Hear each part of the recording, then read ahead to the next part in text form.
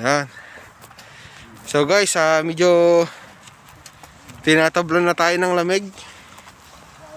Yan. Ito yung ano nila, lake. Merong ano doon yung bibe. Itik kung tawagin. Yan, guys. Ito yung lake nila.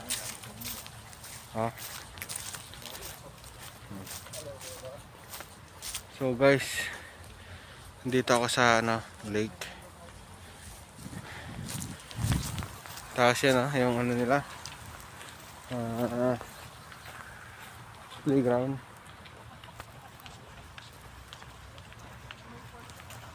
Kasama ko. So, medyo playground nila.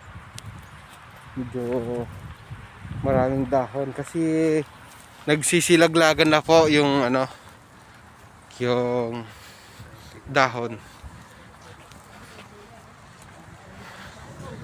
Yeah.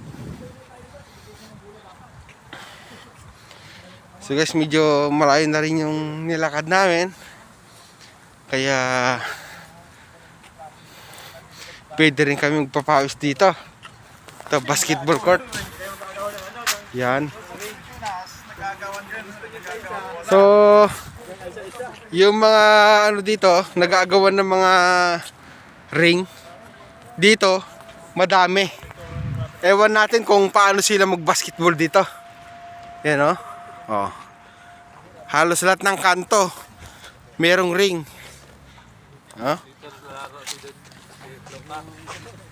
Yan.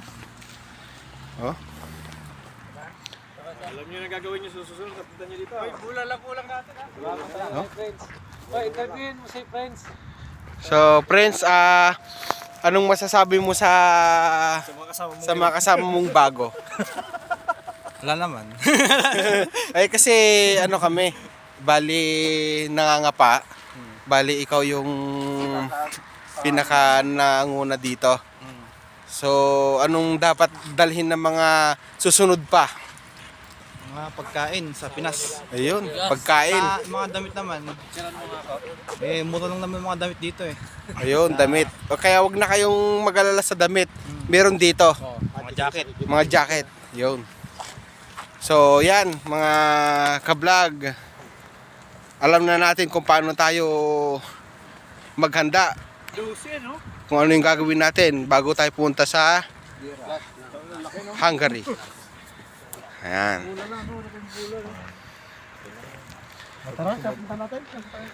So, yan mga ka-vlog. Medyo lalakad kami ulit.